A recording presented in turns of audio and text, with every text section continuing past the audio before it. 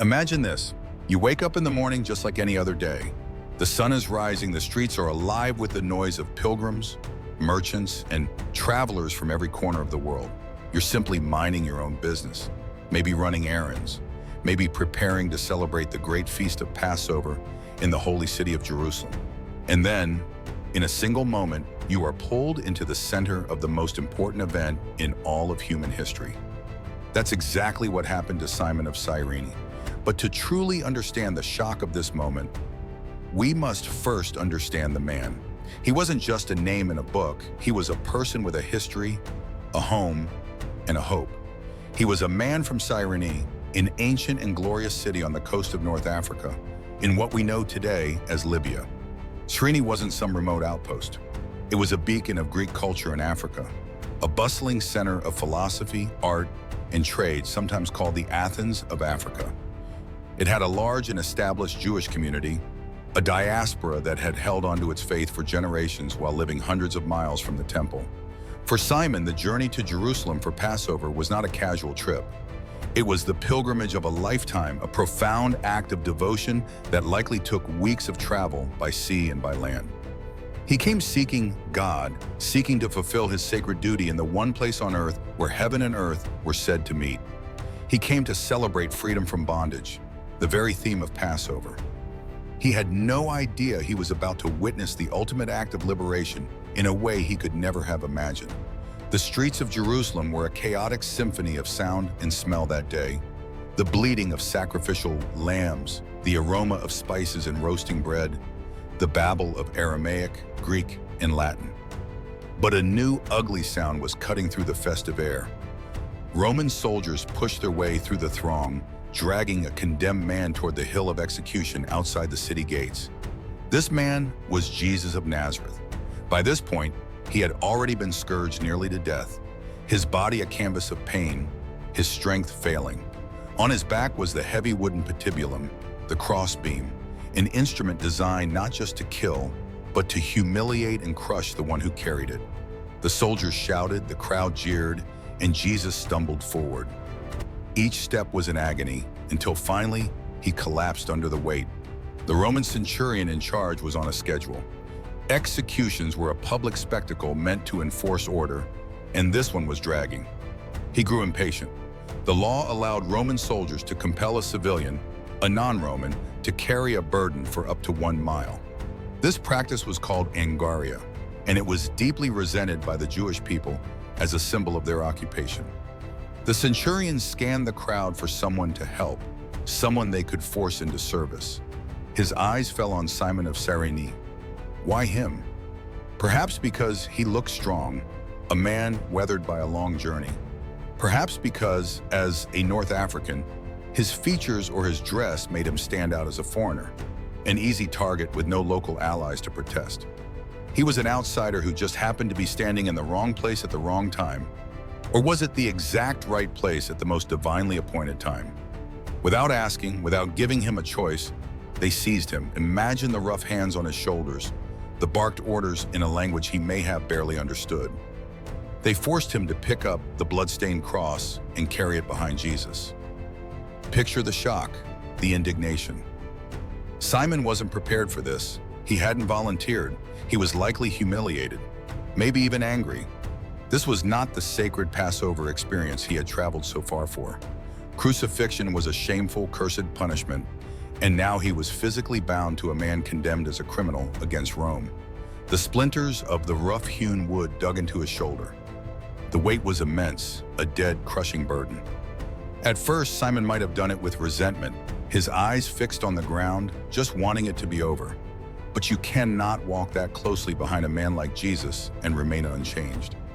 Step by step, the journey on the Via Dolorosa, the way of sorrows, began to work on him.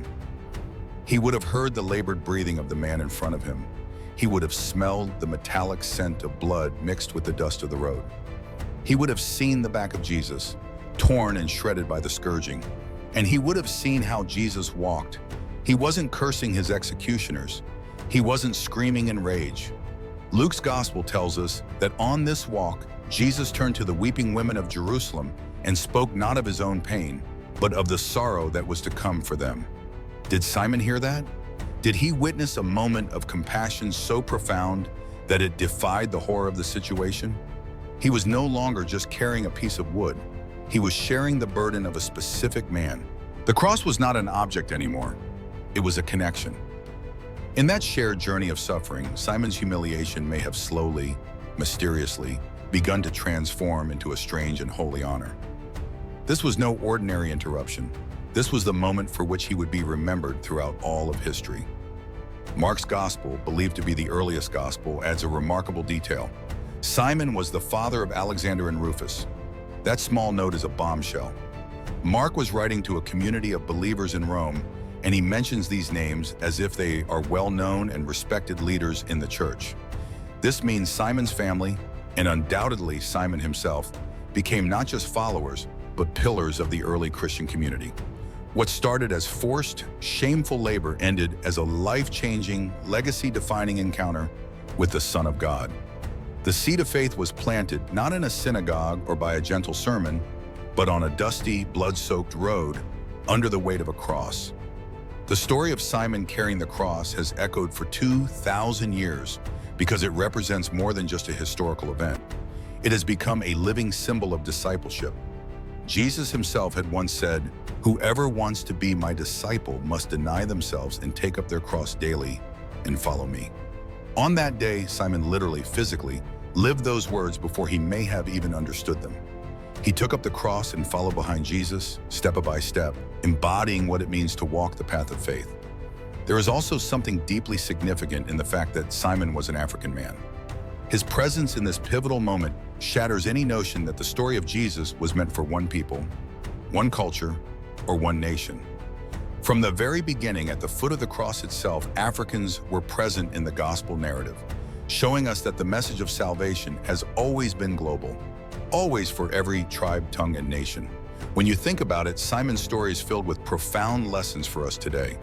He shows us that God often uses ordinary people in extraordinary ways.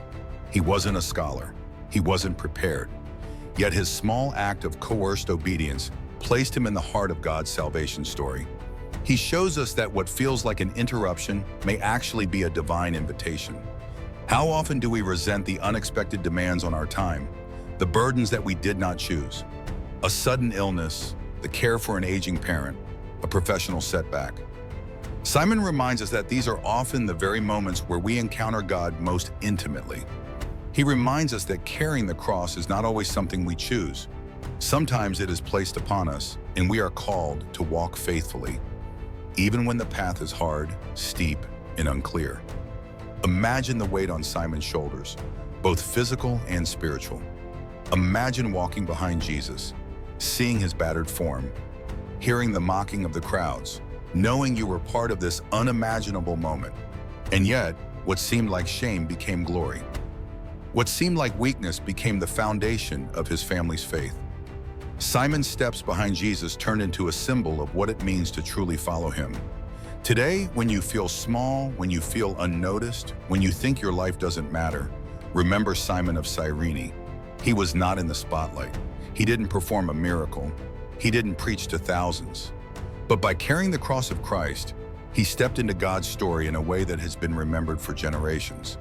His one act of obedience, born of compulsion but perhaps completed in compassion, became his eternal legacy. And maybe that is the ultimate point. God doesn't always ask for our grandest gestures. Sometimes he just needs our shoulder for the next step of the journey.